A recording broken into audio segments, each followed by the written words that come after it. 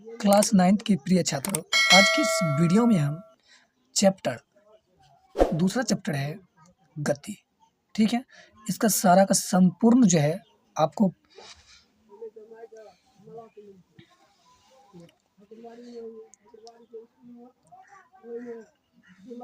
Physics के प्रिय छात्रों, आज की इस वीडियो में क्लास नाइन्थ का दूसरा चैप्टर है गति। ठीक है, तो इसका सारा संपूर्ण आपको क्वेश्चन को सॉल्व करके बताएंगे। ठीक है, तो आप मेरे साथ बने रहिएगा। हम क्या किए, सबसे पहले हम ये पूरे अच्छी तरह से इसको हम फेयर कर लिए ताकि आपको अच्छी ढंग से समझ में आ जाए। ठीक है, तो चलिए शुरू करते हैं। पहला है विराम। विराम कहते हैं किसको है ना, जिसको बोलते हैं रेस्ट। किसको बोलते हैं, बोलेंगे यदि किसी वस्तु की स्थिति अन्य वस्तु की अपेक्षा समय के साथ नहीं बदलता है, समय के साथ क्या होता है बाबू, नहीं बदलता है, उसे विराम कहते हैं, रेस्ट कहते हैं। अब एक बात बताइए, ये पत्थर है, ये उदाहरण के लिए कॉपी है। ठीक है, ये क्या है, कॉपी है। यदि हम किसी वस्तु, ये किसी वस्तु है और अन्य वस्तु की अपेक्षा क्या होता है, समय के साथ नहीं बदलता है, क्या होता है बाबू, नहीं बदलता है, उसे विराम कहते हैं। ये कॉपी रखा हुआ है, क्या चेंज हो पाएगा, नहीं हो पाएगा। आप क्या ध्यान दीजिए कि गाड़ी है, हाँ, ये भी यहाँ पर गाड़ी है और गाड़ी यहाँ पर है, लेकिन ये क्या होगा कि समय के साथ वो बदलता होगा, यहाँ से एक जगह से दूसरे जगह जाता है, तो समय के साथ बदलता है। ठीक ना, लेकिन ये कॉपी है, क्या समय के साथ बदलेगा? अगर जिसको साइन रख देंगे, अगर इसी जगह रहेगा, तो क्या 5 मिनट के बाद ये कॉपी यहाँ से दूसरी जगह चल जाएगा? नहीं जाएगा ना। इसको हम क्या बोलते हैं, रेस्ट बोलते हैं। ठीक है, अब देखिए गति। गति गति किसको बोलेंगे, बोलेंगे यदि किसी वस्तु की स्थिति अन्य वस्तु की अपेक्षा समय के साथ बदलती है, उसे गति कहते हैं। समय के साथ बदलता है, तो समय के साथ कौन सी बदलता है, क्या बदलता है? देखिए गाड़ी है और समय के साथ क्या होता है, चेंज होता है, बदल जाता है, एक जगह से दूसरे जगह जाता है, तो उसको हम क्या बोलते हैं, गति। जैसे चलता हुआ आदमी, नहीं, समय के साथ वो बदलता है, हो गया। अब ध्यान दीजिएगा, अब देखिए उसके बाद है गति के प्रकार। ठीक है, ये क्या है बाबू, गति के प्रकार है।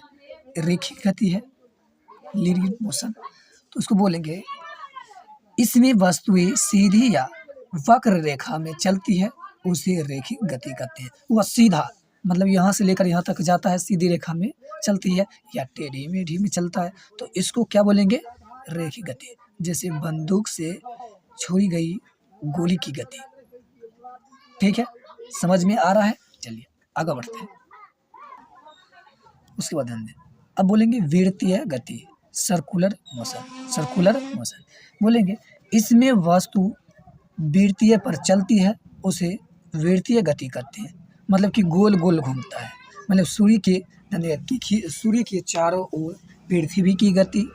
अब सूर्य जो है पृथ्वी की चारों ओर घूमती है, जैसे ले लीजिएगा घड़ी, नहीं, दीवार घड़ी की घड़ी हो गया। अब वो क्या करता है बाबू, चारों तरफ वो घूमता है, उसको हम क्या बोलेंगे, वृत्तीय गति बोलेंगे। ठीक है, अब चलिए उसके बाद है दोलनी गति। बोलेंगे इसमें वस्तुएं एक निश्चित बिंदु के आगे पीछे या ऊपर नीचे चलती है, उसे दोलनी गति कहते हैं। जैसे झूले की गति, दीवार घड़ी की पेंडुलम की गति। पेंडुलम की गति आप देखे होंगे, वो कैसा रहता है, वो नीचा ऐसे रहता है, वो ऐसे ऐसे करके क्या होता है बाबू, डोलते रहता है। क्या करता है बाबू, डोलते रहता है, इसी को हम बोलते हैं दोलनी गति। कोई दिक्कत नहीं, तो एक एक करके आसानी से आपको हम बताएंगे, आप मेरे साथ बने रहिएगा। ठीक है, चलिए अब उसके बाद है कि आवर्त गति बोलेंगे इसमें वस्तुएं अपनी गति को समय के निश्चित अंतराल पर दोहराती है, समय के साथ निश्चित अंतराल में दोहराती है, उसे क्या बोलते हैं आवर्त गति। अब वो गति क्या होता है, जैसे है झूले की गति, ये भी हो गया झूले की गति। उसके बाद सिलाई मशीन की सुई की गति। सिलाई मशीन तो आप देखे होंगे नहीं, उसी को बोलते हैं क्या बाबू, क्या बोलते हैं, आवर्त गति बोलते हैं। कोई दिक्कत नहीं, चलिए आगे बढ़ते हैं। अब उसके बाद है मूल बिंदु। मूल बिंदु किसको बोलेंगे? बोलेंगे किसी वस्तु की स्थिति, किसी वस्तु की स्थिति बताने के लिए हमें एक निश्चित बिंदु, एक क्या बाबू? एक निश्चित बिंदु की आवश्यकता पड़ती है। क्या बोलते हैं बाबू? एक निश्चित बिंदु की आवश्यकता पड़ती है, उसे हम मूल बिंदु कहते हैं। उसको क्या बोलते हैं बाबू? मूल बिंदु कहते हैं। अब देखिए यहाँ से हम चलेंगे, अब यहाँ से चलेंगे, यहाँ से लेकर मान लीजिए कि हरिपुर चल रहा है। कहाँ चलना है? हरिपुर। अब हम पटना में हैं और पटना से हमको मुंबई जाना है। लेकिन एक बात बताइए, वहाँ तो केंद्र रहेगा ना? तो केंद्र रहेगा तो इस जगह से दूसर जगह हम वहाँ पर जाएंगे, एक मूल बिंदु होगा, वो निर्देशांक बिंदु होगा, उसी को बोलते हैं क्या जी बाबू? मूल बिंदु कहते हैं वहाँ से, क्योंकि हमको दूर तक जाना है। ठीक है, समझ में आ रहा है? चलिए आगे बढ़ते हैं। चलिए, भौतिक राशि, ध्यान दीजिएगा कि भौतिक राशि, वैसे राशि जो मापी जाती है उसे भौतिक राशि कहते हैं। नहीं, क्या बोलेंगे? वैसी राशि जो स्वतंत्र या वैसे राशि जो मापी जाती है उसे भौतिक राशि कहते हैं। जैसे लंबाई हो गया, चाल हो गया, द्रव्यमान हो गया, समय हो गया, ऊर्जा हो गया, ये सब कौन सी बाबू? भौतिक राशि है। ये आसानी से ये मापी जाती है।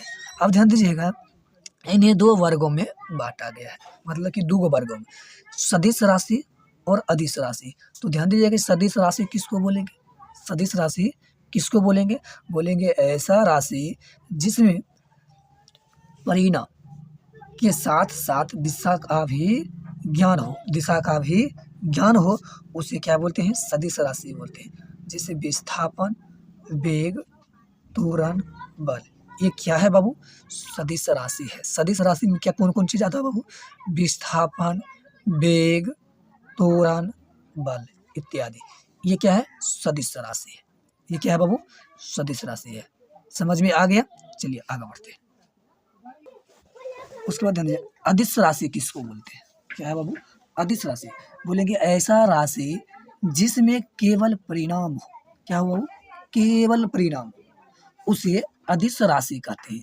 बोलेंगे ऐसा राशि जिसमें केवल परिणाम हो, उसे अदिश राशि कहते हैं। जैसे दूरी, द्रव्यमान, समय, आयतन, घनत्व इत्यादि, इसी को हम क्या बोलेंगे बाबू? सदिश राशि। क्या बोलेंगे? इसको अदिश राशि बोलेंगे। सॉरी, क्या बोलेंगे? अदिश राशि। अब दोनों में क्या करेंगे बाबू? अंतर स्पष्ट करेंगे, दोनों में अंतर क्या है। नहीं, ध्यान दीजिएगा, सदिश राशि में परिणाम के साथ दिशा का भी ज्ञात होता है। नहीं, और इसमें होता है बाबू, अदिश राशि में केवल परिणाम होता है। केवल परिणाम होता है, मतलब कि कैसा भी कम हो, लेकिन सीधा उसका परिणाम होता है। ठीक है, उसके बाद सदिश राशियों के नियम का पालन करता है। ये सदिश राशि जो है नियमों को क्या करता है बाबू? पालन करता है। यह अदिश राशि बीजीय नियमों का पालन करता है।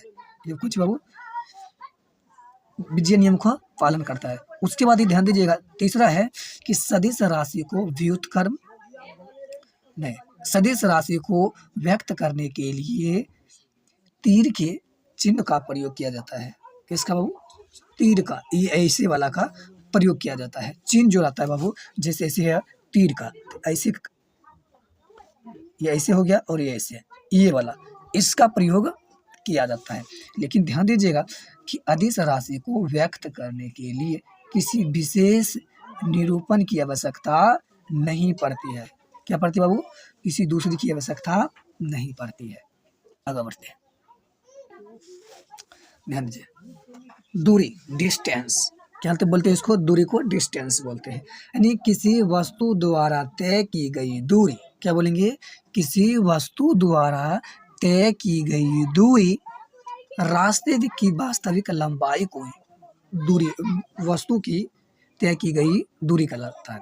अब मान लीजिए यहाँ पर ये वस्तु है, यहाँ से लेकर यहाँ तक गया, और इसके बीच की जो डिस्टेंस है, दूरी है, जो ये मापी जाएगी 5 किलोमीटर, 6 किलोमीटर, इसको वास्तविक लंबाई को ही तय की गई दूरी कहते हैं।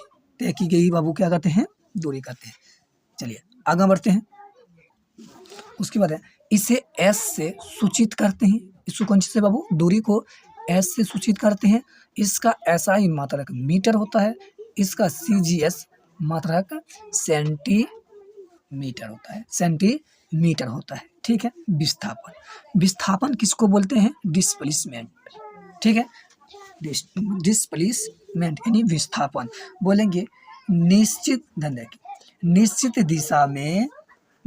दिशा में वस्तु द्वारा तय की गई दूरी को विस्थापन कहते हैं। विस्थापन, एक बात बताइए, हमको पानी आना है, अगर हमको यहाँ से जाना है, ठीक है, यहाँ से हमको इस जगह जाना है, अगर हम इसको ना घूम कर जाएंगे तो कि बाबू ये दूरी, इसको विस्थापन कहेंगे?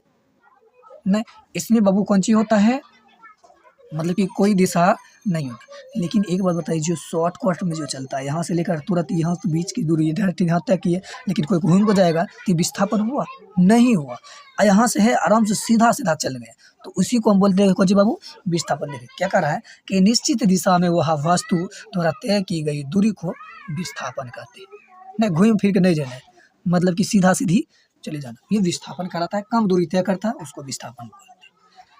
ठीक है, समझ में आ गया? चलिए आगे बढ़ते हैं। अब इसका दोनों को अंतर स्पष्ट करेंगे। चलिए अब हम ये जानेंगे कि दूरी और विस्थापन में अंतर स्पष्ट मिलेगा। दूरी वस्तु द्वारा तय की गई मार्ग को कुल लंबाई कहता है। क्या होता है बाबू? कुल लंबाई होता है। लेकिन यदि वस्तु की प्रारंभिक बिंदु,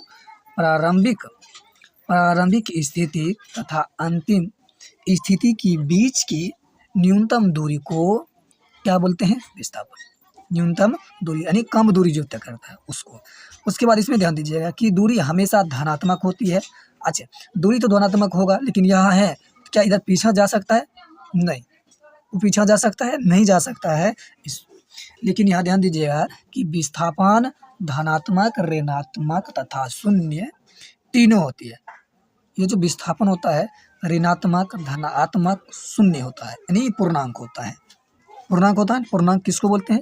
आप लोग मैथ में भी अच्छी तरह से जानते हैं कि धनात्मक, ऋणात्मक और शून्य को क्या कहते हैं बाबू? पूर्णांक संख्या, यानी पुंडा होता है। ठीक है, इसको विस्थापन बोलते हैं। आगे बढ़ते हैं। उसके बाद है कि दूरी वस्तु द्वारा तय की गई मार्ग पर निर्भर करता है। मार्ग मतलब कि रास्ता पर निर्भर करता है कि कितना समय लगेगा, कितना नहीं लगेगा। लेकिन यहाँ पर इसी द्वारा कि वस्तु द्वारा तय की गई दूरी मार्ग पर निर्भर नहीं करता है, यानी रास्ता पर निर्भर नहीं करता है, सीधा चले जाता है। ठीक है, चलिए आगे बढ़ते हैं। उसके बाद है कि दूरी अदिश राशि है। दूरी अदिश राशि होता है, विस्थापन सदिश राशि होता है। अब इसको दूरी क्या होता है बाबू? चलिए आगे बढ़ते हैं। यदि विस्थापन से बड़ा और बराबर होता है, उस बिल्कुल बराबर होता है। यदि क्या कह रहा है कि यदि विस्थापन से बड़ा और बराबर होता है, लेकिन यदि दूरी से छोटा और बराबर होता है, तो दूरी से क्या होता है बाबू? ये छोटा होता है। दूरी मतलब कि जितना भी दूरी है, लेकिन विस्थापन क्या होता है बाबू? छोटा होता है, ये कम दूरी तय करता है। ठीक है, लेकिन दूरी का SI मात्रक मीटर होता है और विस्थापन का SI मात्रक भी मीटर होता है। क्या होता है बाबू? मीटर होता है। ठीक है, चलिए आगे बढ़ते हैं। चलिए, विस्थापन का CGS मात्रक सेंटीमीटर होता है। क्या होता है बाबू? सेंटीमीटर होता है। क्या होता है बाबू? इसका विस्थापन होता है, इसका CGS मात्रक सेंटीमीटर होता है। ठीक है, देखिए चाल जिसको बोलते हैं स्पीड, किसको बोलेंगे? ध्यान दीजिएगा, किसी वस्तु द्वारा, क्या बोलेंगे? किसी वस्तु द्वारा इकाई समय में तय की गई दूरी को चाल कहते हैं। क्या कहते हैं बाबू? चाल कहते हैं। ध्यान से समझेंगे, किसी वस्तु द्वारा इकाई समय में तय की गई दूरी को चाल कहते हैं। आप ध्यान दीजिए कि साइकिल चलाते होंगे, क्या है बाबू? साइकिल चलाते हो, उसमें तो स्पीड होगा। जितना दूरी इकाई समय में जितना दूरी तय करती है, उसी को हम बोलते हैं कौन सी बाबू? चाल बोलते हैं, स्पीड बोलते हैं। ठीक है, और इसका SI मात्रक मीटर प्रति सेकंड होता है। कितना स्पीड से चलता है? नहीं, ये आप तो जरूर जानते होंगे कि मेरा साइकिल जो है 5 किलोमीटर प्रति घंटा के स्पीड से चलता है। नहीं, ऐसे बोलते हैं ना, 2 घंटा मीटर प्रति सेकंड चलता है, ऐसे हम बोलते हैं। लेकिन इसका CGS मात्रक सेंटीमीटर प्रति सेकंड होता है, सेंटीमीटर प्रति सेकंड होता है। समझ में आ रहा है? चलिए आगे बढ़े। ध्यान दो। चाल के प्रकार, चाल भी कई प्रकार के होते हैं। एक सामान्य चाल बोलेंगे यदि कोई वस्तु समान समय अंतराल में समान दूरी तय करती है, उसे क्या करते हैं? एक समान चाल कहते हैं। एक समान चाल करते हैं। ध्यान दीजिएगा क्या कह रहा है कि यदि किसी वस्तु समय अंतराल में समान दूरी तय करती है, उसे एक समान चाल कहते हैं। अब ध्यान दीजिएगा, एक कार यहाँ है, एक कार यहाँ है। अब मतलब कि 5 किलोमीटर प्रति घंटा की रफ्तार से चल रहा है, और ये भी 5 किलोमीटर प्रति घंटा की रफ्तार से यहाँ से लेकर यहाँ तक चला और यहाँ से लेकर यहाँ तक चला, तो हम इसको बोलेंगे एक समान चाल, यानी बराबर। क्या बोलते हैं? बराबर बोलते हैं। ठीक है। अब ध्यान देखिए, असमान चाल किसको बोलेंगे? यदि कोई वस्तु समान चाल अंतराल में असमान दूरी तय करती है, उसे असमान चाल कहते हैं। फिर से ध्यान से समझेंगे। यदि किसी वस्तु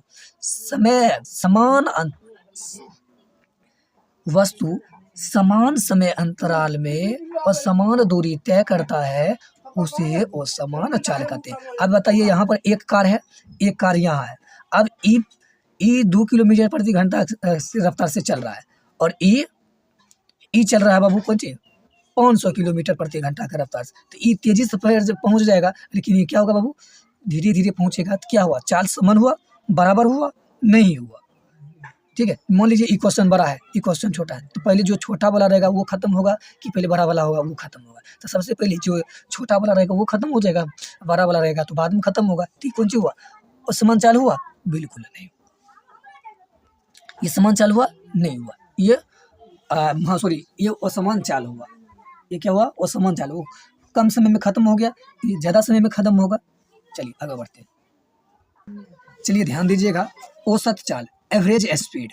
क्या है बाबू? औसत चाल, एवरेज स्पीड बोलेंगे किसी वस्तु द्वारा किसी समय अंतराल में तय की गई दूरी या उस समय अंतराल के अनुपात को उस वस्तु की औसत चाल कहते हैं। क्या कहते हैं बाबू? औसत चाल कहते हैं। ध्यान से समझेंगे और सीखेंगे भी। एवरेज स्पीड किसको बोलेंगे, यानी औसत चाल किसको बोलेंगे? ध्यान दीजिएगा, किसी वस्तु द्वारा किसी समय अंतराल में तय की गई दूरी और उस समय अंतराल के अनुपात के उस वस्तु की औसत चाल कहते हैं। तो ध्यान दीजिए, ये हो गया क्या? वो औसत चाल बराबर क्या सूत्र होता है? तय की गई कुल दूरी। क्या बोलेंगे?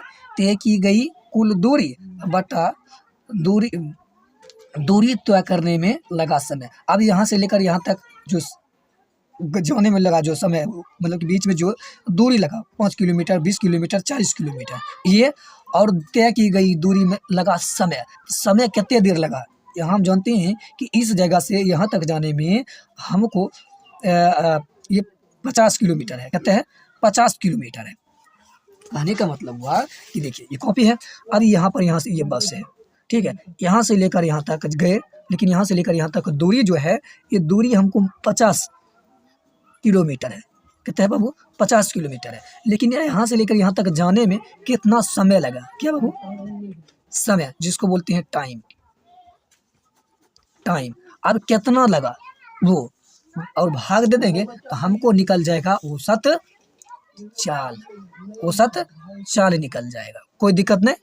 चलिए आगे बोलते हैं वेग। वेग किसको बोलते हैं? ये झोला नहीं, टांगने वाला झोला नहीं है, ठीक है, ध्यान दीजिएगा, वो वेग है। बोलेंगे किसी वस्तु द्वारा इकाई समय में निश्चित दिशा में तय की गई दूरी को वेग कहते हैं। क्या कहते हैं बाबू? वेग कहते हैं। इसे भी से सूचित करते हैं।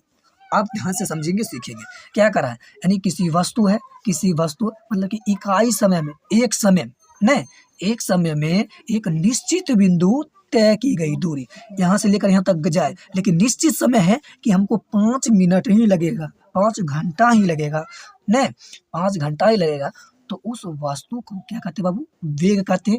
इसे v से सूचित करते हैं, v से डिनोट करते हैं, v से संकेत करते हैं।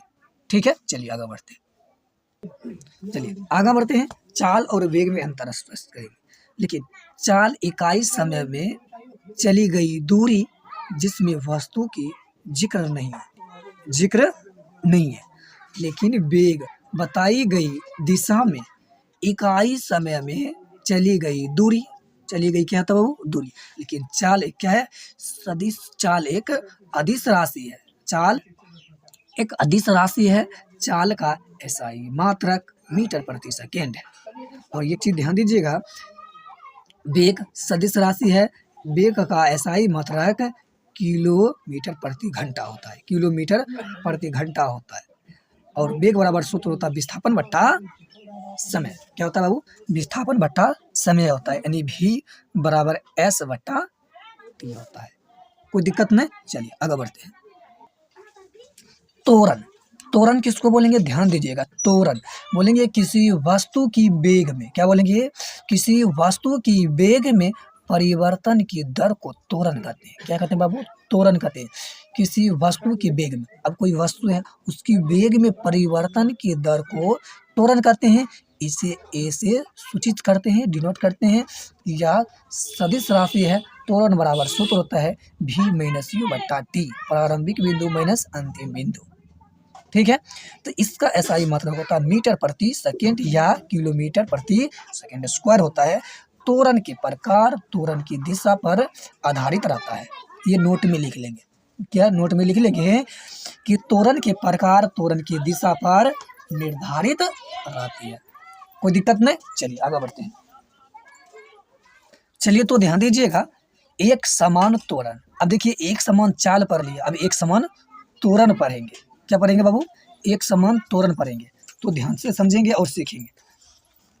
बोलेंगे यदि किसी वस्तु का वेग समय अंतराल में समान दूरी से घटती है, समान दूरी से क्या होता है बाबू? घटती या बढ़ती है, उस वस्तु को त्वरण का एक समान त्वरण कहते हैं। कोई दिक्कत नहीं, ध्यान से समझेंगे। बोलेंगे यदि किसी वस्तु का वेग समय अंतराल में समान दूरी से घटती है, बढ़ती है, तो वस्तु का त्वरण को एक समान त्वरण करते हैं। वो क्या करती है बाबू? एक समान त्वरण क्या करती है बाबू? समय के साथ वो क्या था बाबू? घटती है, बढ़ती है, घटती है, बढ़ती है, उसे एक समान त्वरण कहते हैं। कोई दिक्कत नहीं, चलिए आगे बढ़ते हैं। उसके बाद है कि असमान त्वरण। बोलेंगे यदि समान समय अंतराल में किसी वस्तु का वेग में परिवर्तन की दर को असमान त्वरण कहते हैं। क्या बोलते हैं उसको? असमान त्वरण कहते हैं। कोई दिक्कत नहीं, चलिए अब उसके बाद एक चीज आ गया है कि ग्राफ किसको बोलते हैं? ग्राफ। चलिए ध्यान दीजिएगा कि ग्राफ किसको बोलेंगे? ध्यान से बोलेंगे संख्या के आंकड़ों को निरूपित करने के लिए गणित, भूगोल, विज्ञान, अन्य विषयों में भी जो विधि प्रचलित होता है उसे ग्राफ कहते हैं। क्या बोलेंगे? ध्यान दीजिएगा, यदि किसी संख्या की, या ऐसे बोल सकते हैं कि संख्या के आंकड़ों को निरूपित करने के लिए गणित, भूगोल, विज्ञान, अन्य विषयों की जो विधि प्रचलित होता है उसे क्या कहते हैं बाबू? ग्राफ कहते हैं। तो ध्यान दीजिएगा ग्राफ किसको बोलेंगे, आपको अच्छी ढंग से परिभाषा भी बता चुके हैं। उसके बाद चलेंगे, पढ़ेंगे क्या बाबू? चाल समय ग्राफ। बोलेंगे यदि किसी वस्तु एक समान चाल से गतिशील होता है तो चाल समय ग्राफ ही एक सरल रेखा में होती है। ये क्या होता है बाबू? सरल रेखा होता है, ऐसे रहता है सीधा, ये सरल रेखा में होता है। ध्यान दे, कहने का मतलब क्या हुआ कि एक समान चाल से गतिशील रहता है, मतलब यहाँ से लेकर यहाँ तक जाए, उसी को चाल समय ग्राफ कहते हैं। ये देखिएगा यहाँ, तो ये समझेंगे चाल समय ग्राफ है। ठीक है, आगे देख लेते हैं। कहते हैं ओ समान चाल की दूरी समय ग्राफ। बोलेंगे यदि किसी वस्तु असमान चाल से गति करती है, असमान चाल से गति करती है तो दूरी समय ग्राफ एक ही सरल रेखा में नहीं होता है, एक ही सरल रेखा में नहीं होता है। अब यहाँ से है लेकिन वो क्या होता है बाबू, वो समान मतलब कि एना एना एना एना एना एना कम 20 जैसे मान लीजिए कि मोटरसाइकिल है, अब मोटरसाइकिल है वो क्या होगा, एकाएक एक समान होगा नहीं, कभी कम कभी 20 कभी कम कभी 20। ये देखिएगा तो यहाँ पर क्या होता है बाबू, चलते ही रहता है, एक समान से चलते ही रहता है। तो समान चाल ग्राफ हो गया। लेकिन यहाँ पर क्या है बाबू, वो समान चाल ग्राफ। ई क्या हुआ कि समय के मतलब कि समय के साथ ऐसे नीचे ऊंचाई बदलते रहता है, एक सरल रेखा में नहीं रहता है। उसी को बोलते हैं वो समान चाल की दूरी ग्राफ। क्या बोलते हैं, वो समान चाल की दूरी ग्राफ बोलते हैं। ठीक है। अब विस्थापन समय ग्राफ क्या होता है, बोलेंगे विस्थापन समय ग्राफ जब बराबर, ध्यान देखिए, जब बराबर समय अंतराल में चाहे समय में कितनी ही छोटी क्यों ना हो किसी वस्तु का विस्थापन समय ग्राफ कहलाती है। अब क्या होता है कि जब बराबर है लेकिन कैसे भी रहेगा लेकिन कम दूरी तय कर लेगा तो उसकी जो विस्थापन ग्राफ होगा वो क्या होगा बाबू, एक मतलब कि विस्थापन ग्राफ कहलाता है, मतलब कि छोटा कम दूरी तय करता है। ठीक है, चलिए आगे बढ़ते हैं। तो ध्यान दीजिएगा, हम वन शॉट में एक चैप्टर खत्म करने के लिए बताएं। अगर हम मेरे पास डिजिटल बोर्ड भी है तो डिजिटल बोर्ड पर भी इसको हम अच्छी ढंग से आपको हम बताएंगे। तो हम सबसे पहले क्या करते हैं, पहले ऐसे हम आपको समझा दें ताकि वहाँ बेहतर रहेगा, इसलिए हम ख़त्म कर दिए ताकि आप कॉपी में भी एडिट कर सकते हैं और स्क्रीनशॉट भी ले लीजिएगा तो बेहतर रहेगा। ठीक है, तो चलिए शुरू करते हैं। वेग समय ग्राफ बोलेंगे कि एक समान वेग से चल रही किसी वस्तु का वेग समय ग्राफ तथा समय अक्ष दूरी घिरा क्षेत्र उस क्षेत्र के विस्थापन के परिणाम के बराबर होता है। क्या होता है बाबू, ध्यान दीजिएगा, फिर इसको आराम से पढ़ेंगे ताकि आपको हम अच्छी ढंग से समझ में आ जाए। ठीक है, चलिए, आपको दिखाई नहीं देता होगा, बढ़िया से देख लेते हैं एक बार तो बेहतर रहेगा। ध्यान दीजिएगा, बोलेंगे कि एक समान वेग से चल रही किसी वस्तु का वेग एक समान मतलब कि बराबर। ठीक है, तो बस तो वेग समय ग्राफ तथा समय अक्ष दूरी घिरा उस क्षेत्र के विस्थापन के परिणाम के बराबर होता है। देखिएगा, यहाँ है और यहाँ से लेकर यहाँ तक गए और ये कम दूरी, देखिए यहाँ से यहाँ तक घिरा या नहीं घिरा, तो इसी को हम बोलते हैं कौन सी, वेग समय ग्राफ। क्या बोलते हैं, वेग समय ग्राफ। आप बुक को लेकर बैठिएगा तो आपको अच्छी ढंग से समझ में आ जाएगा। हम फोटो नहीं लिखे, मतलब कि इस जगह पर दर्शाए हैं, तो आप अगर जब हम फोटो इसमें अगर जब आप लगाते तो समय ज़्यादा लग जाता है, इसलिए हम ऐसे किए। ठीक है, ये जो कॉपी है मेरी एक फेवरेट स्टूडेंट है, ठीक है, उसका है और ये राइटिंग उसी का है और हम इसको अच्छी ढंग से पढ़ाए भी हैं और 10th में भी उसका हमको लगता है बेहतर रिजल्ट आएगा उसका 10th में। तो 10th का भी फिजिक्स का आपको हम वीडियो लेके जरूर आएंगे। ठीक है, तब तक मैथ भी है, 9th का मैथ 9th का फिजिक्स को पूरे चैप्टर आपको दे देंगे। उसके बाद आप क्लास 10th का मैथ है, मैथ हम बता रहे हैं, आप मैथ भी कॉपी पर ही बता रहे हैं, डिजिटल बोर्ड पर नहीं बता रहे हैं, आप कॉपी पर अच्छी ढंग से सीख जाइएगा, इसलिए हम ऐसा किए।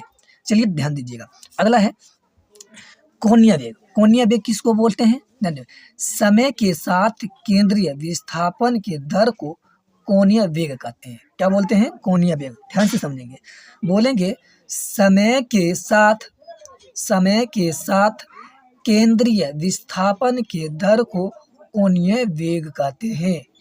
कोई दिक्कत नहीं, इसे ओमेगा से सूचित करते हैं, यानी W नहीं, इसे सूचित करते हैं, लेकिन इसका SI मात्रक रेडियस सेकेंड इनवर्स 1 होता है। ये जो ओमेगा, ये यूनान का अक्षर है, इसको बोलते हैं ओमेगा। ओमेगा बराबर सूत्र होता है Q/T। क्या होता है बाबू, Q/T होता है। चलिए आगे बढ़ते हैं। चलिए, कोणीय त्वरण बोलेंगे, ध्यान दीजिएगा, कोणीय वेग में परिवर्तन की दर को कोणीय त्वरण कहते हैं। फिर से पढ़ेंगे, कोणीय वेग में परिवर्तन की दर को कोणीय त्वरण कहते हैं। इसे ए से सूचित करते हैं, इसे डिनोट करते हैं। इसका एसआई मात्रक होता है रेडियस प्रति सेकेंड इनवर्स 2। ये जो होता है यूनान अक्षर है, इसको कौन सी बोलते हैं? ए नहीं, इसको अल्फा बोलते हैं। इसको क्या बोलते हैं बाबू? अल्फा बोलते हैं। इसे अल्फा से सूचित करते हैं। ये अल्फा जो है यूनान अक्षर ही अल्फा है। ठीक है, अब ये चीज़ को आप बढ़िया से समझ लीजिएगा क्योंकि ऑब्जेक्टिव में ये पूछा जाता है। ठीक है, तो ध्यान दीजिए। एस बराबर होता है वी टी और वेग समय समीकरण बराबर होता है यू, यानी वी बराबर होता है यू प्लस ए टी। तो विस्थापन समय समीकरण होता है एस बराबर U T plus 1/2 A T square. तो विस्थापन वेग समीकरण होता है वी स्क्वायर बराबर यू स्क्वायर प्लस 2s। ठीक है, उसके बाद यहाँ पर v बराबर होता है 2πr/t। अब देखिए प्रारंभिक बिंदु को u से और अंतिम बिंदु को v से डिनोट करते हैं। प्रारंभिक बिंदु को u से और अंतिम बिंदु को v से डिनोट करते हैं। हमको आशा करते हैं कि इस चैप्टर हो गया ख़त्म। आप अच्छी ढंग से इसको एक बार फिर से रिवीजन का समझ में नहीं आता है तो आप आसानी से इसको एक बार करके आप देख सकते हैं। अगर आपको वीडियो अच्छी लगी तो लाइक और सब्सक्राइब और दोस्तों के साथ शेयर जरूर कीजिएगा।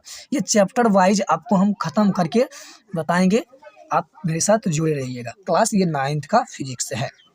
ठीक है, मिलते हैं अगले वीडियो में। धन्यवाद।